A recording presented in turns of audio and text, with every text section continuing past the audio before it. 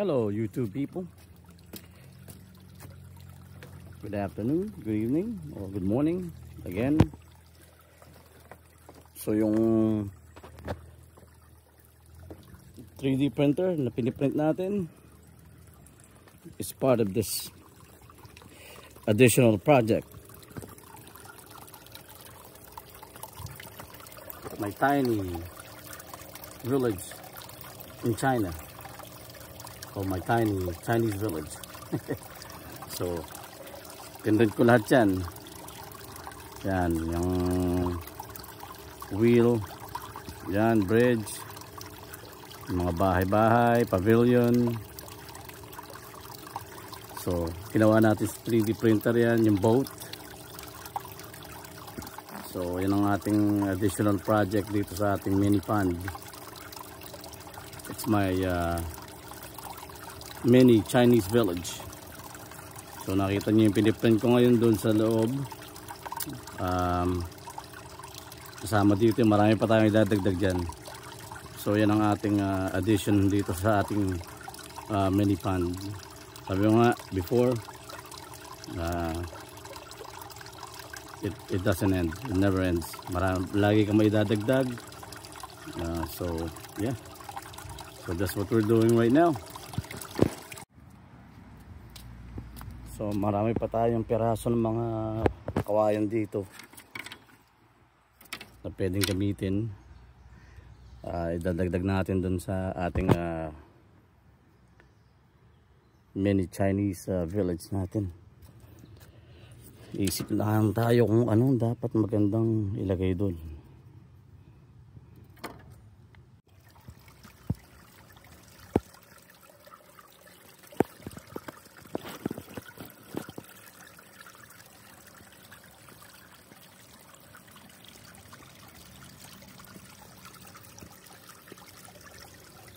So dinagdagan na natin mga kawayan. Yan.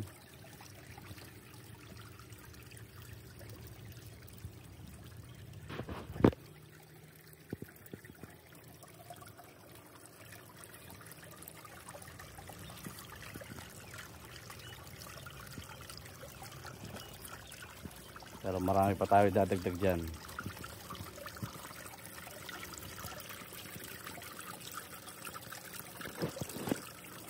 So ito yung ating island hopping boat.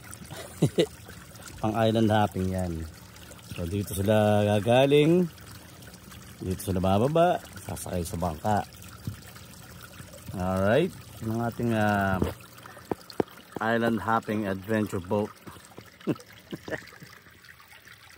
Pagkatapos mag-relax dito sa ating pavilion.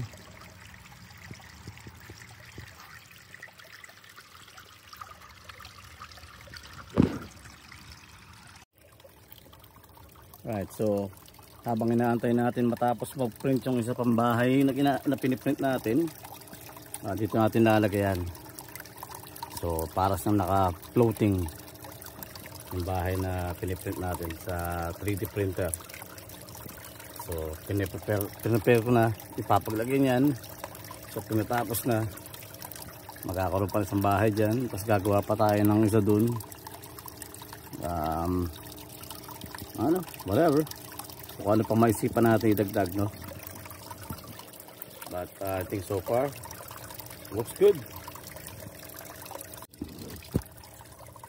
Alright guys, so ito yung piniprint natin last time.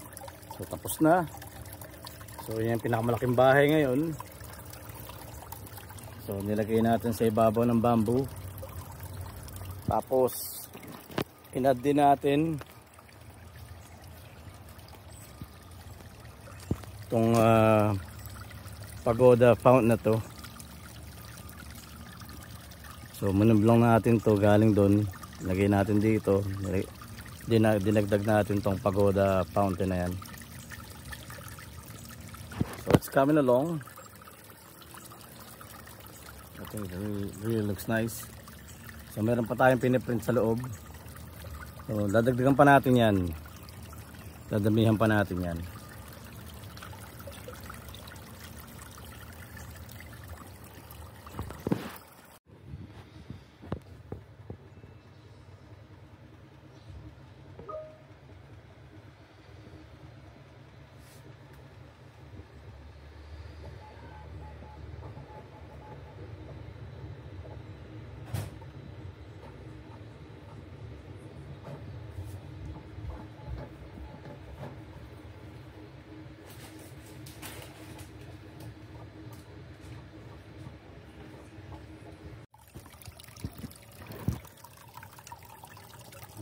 Alright, so ayan, palaki na ng palaki ang ating village.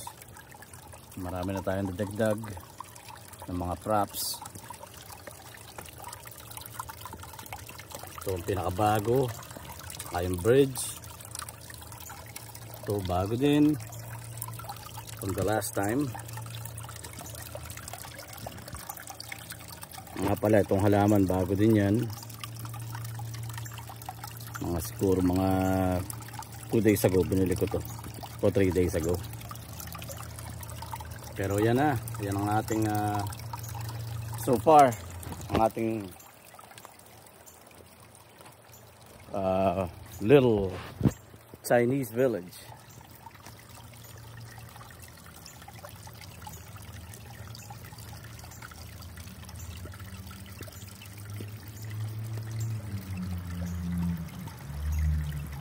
Tapos meron pa rin tayong idadagdag dyan. Hindi pa tapos yan.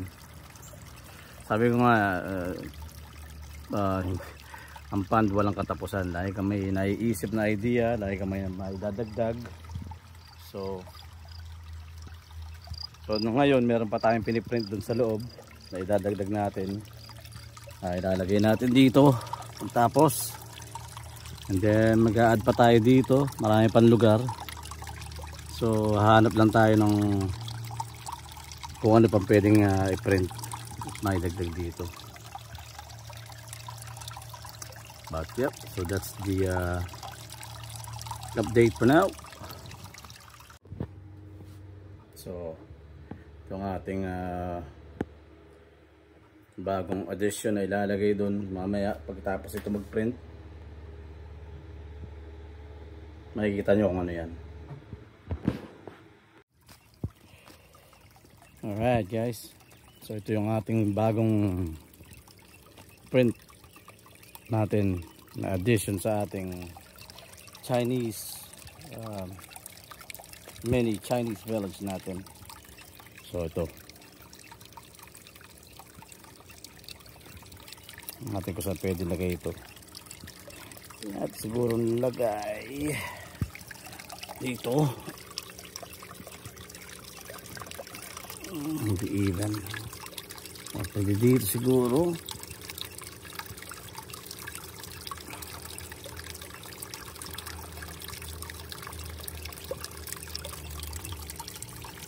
Yan.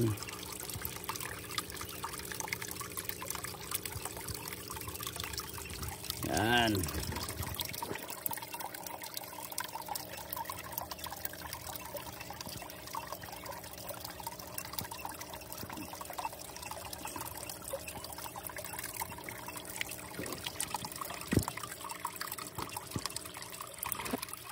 So ito ang ating bagong addition. At meron pang mga susunod dyan. Hindi pa tapos yan.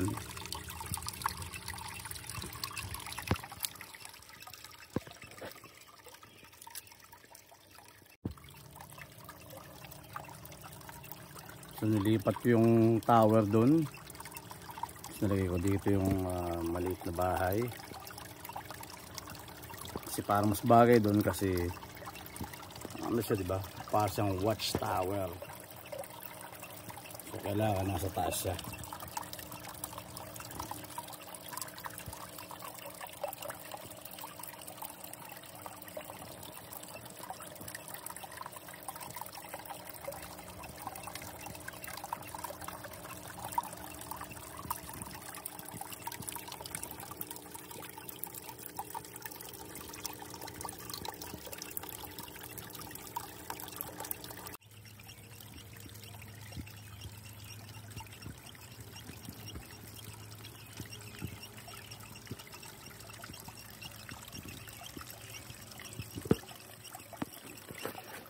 Alright guys, and this is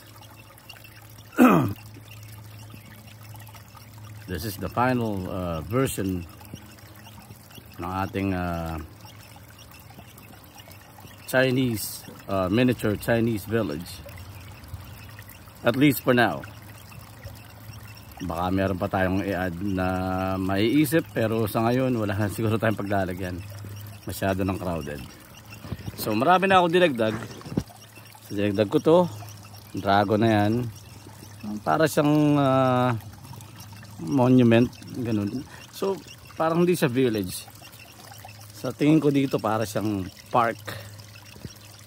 Parang park na pwedeng mamasyal, pwedeng mag-relax. Parang almost like a tourist spot. So hindi siya village na parang neighborhood o bahay-bahay. So para siyang park dahil meron tayong parang pavilion, meron tayong pagoda fountain, pavilion, tapos may boat launch, tapos may watchtower doon, may pavilion ulit, tapos meron tayo dyang kunyari monument ng warrior, isang Chinese warrior, swordsman.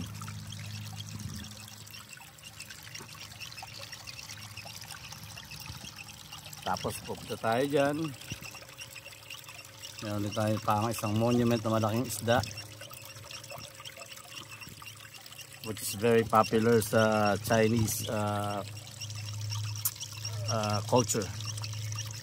Tapos meron tayong parang rest house na may viewing deck, overview ang waterfall.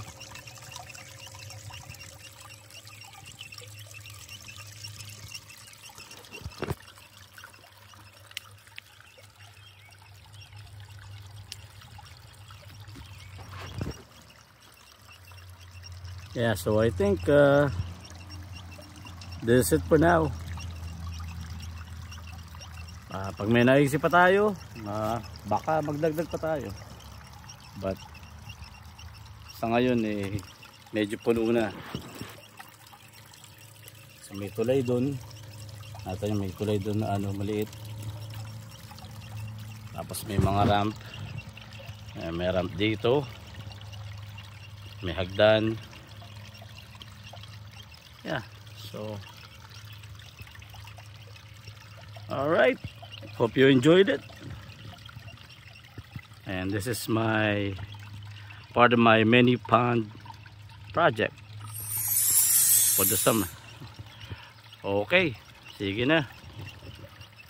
Until next time, thanks for watching.